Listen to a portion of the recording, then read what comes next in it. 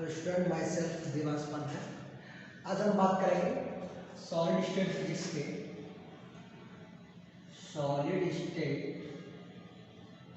के एक new topic के बारे में बात करेंगे। सॉलिड स्टेट फिजिक्स या कंडेंस्ड मैटर फिजिक्स भी बोल सकते हैं। हमें एक क्वेश्चन दे रखा है, प्रूव दैट इंटरप्लेनर डिस्टेंस, कोई भी क्रिस्टल होता है, हमें बताया था कि पैरेलल प्लेन से मिलकर बना होता है, जिन्हें हम अपने प्लेन कहते हैं, मिरर प्लेन्स कह सकते हैं।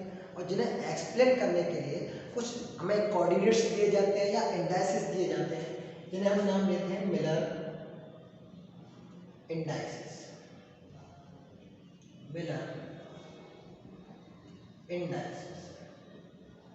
उसके बाद हमने वहां प्रूव किया था रिलेशन बिटवीन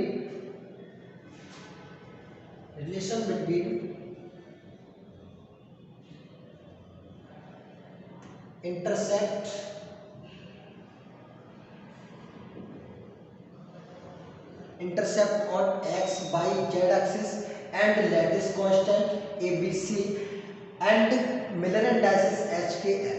ये आपके पास एक रिलेशन होता है, ये आपके होते हैं इंटरसेप्ट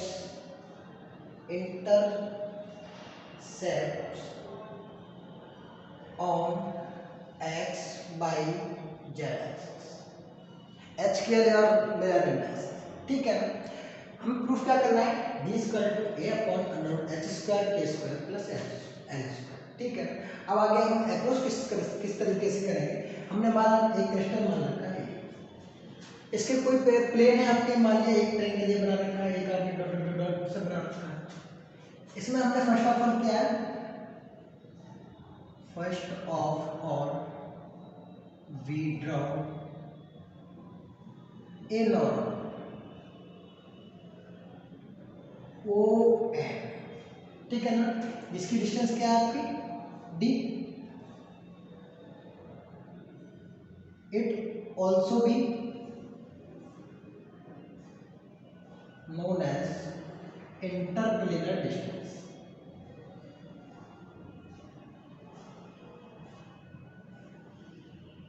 जो भी आपके क्रिस्टल है, उन दोनों प्लेन के बीच जो डिस्टेंस है उसकी वैल्यू कितनी है D। हमें उसकी वैल्यू कैलकुलेट करनी।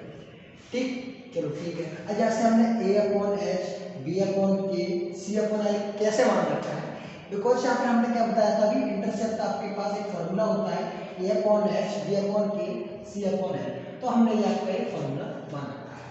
दैट इज आपके पास है OA equal to a upon h, OB equal to b upon k, OC equal to c upon l।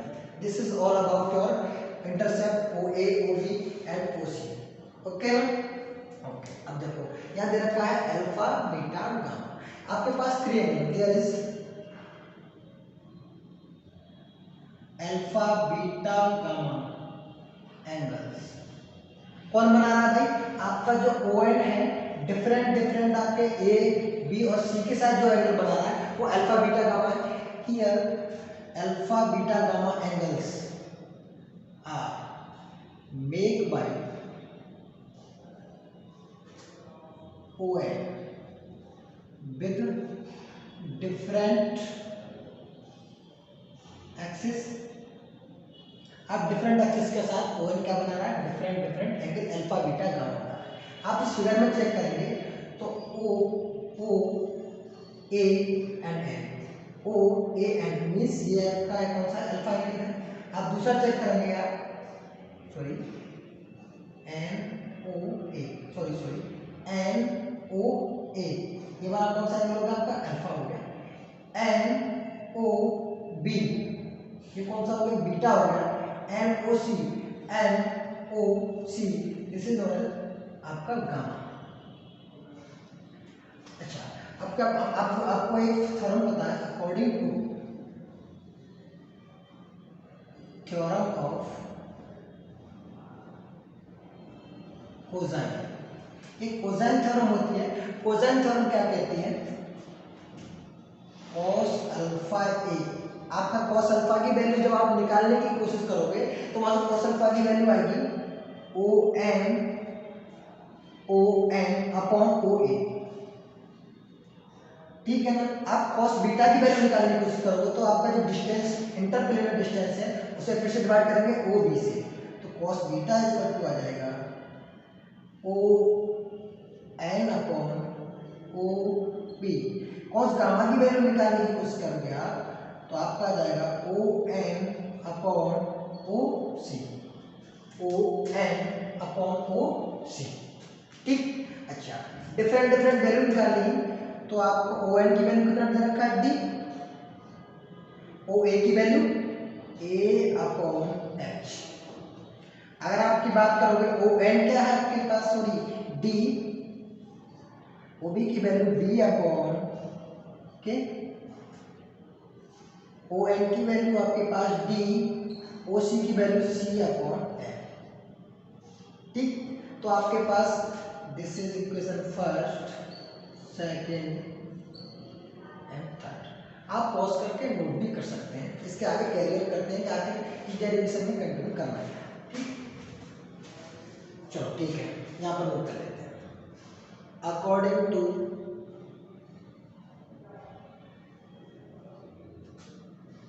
Geometry,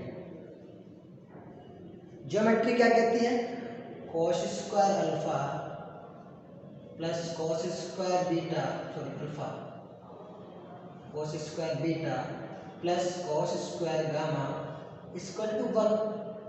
अब आपके पास वैल्यू है, मैं डायरेक्ट लिखता हूँ ए अपॉन एच का whole square plus cos square beta हो जाएगा D square upon B upon K का whole square, D square upon C upon K का होल स्क्वायर इक्वल टू हो जाएगा 1। यहाँ से जब आप डी स्क्वायर कॉमन लोगे तो इनसाइड में बचेगा एच स्क्वायर अपॉन ए स्क्वायर, के स्क्वायर अपॉन बी स्क्वायर, और sorry h k this is l, c upon l, l square upon C square this is equal to 1। मैं इसे रफ करने की कोशिश करता हूँ, इसका रेसिप्रोकल लेकर जाओगे आप तो D square upon 1 upon H square upon ए स्क्वायर, के square upon B square, L square upon सी स्क्वायर। ठीक, D equal to 1 upon H square upon A square, के square upon B square, L square upon C square. Mind it, this is your standard equation for interplanar distance between two plane of a crystal. But हमारे question में क्या दिया गया है, एक cube की बात कर रहा है, इसका लेटिस कांस्टेंट a है, तो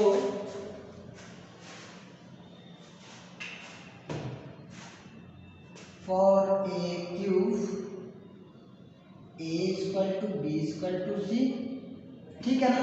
हमारे पास लेटिस कांस्टेंट दिया कितना है, एक, तो d equal to 1 upon H square upon A square, के स्क्वायर अपॉन ए स्क्वायर, एल स्क्वायर अपॉन ए स्क्वायर। तीनों की जगह हम लोग पुट करेंगे, ए स्क्वायर एलसीएम आएगा, ए ऊपर जाएगा तो आपको ये बनेगा A upon under root H square के square, this is your hence proof.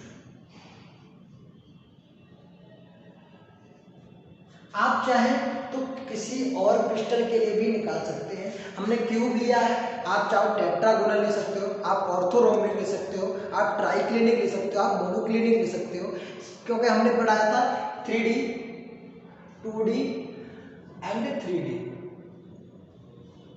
ठीक है ना, 2D में 5 आपके ब्रावाई लैटिस हैं और 3D में आपके 15 ब्रावाई लैटिस हैं, जिसमें से हमने 7 इंपॉर्टेंट भी लिखाए थे आपके, ट्राइक्लिनिक, मोनोक्लिनिक, क्यूबिक और भी समथिंग समथिंग। तो क्यूबिक में क्या था आपका, तीनों साइड इसमें इक्वल होती है, A equal to B equal to C.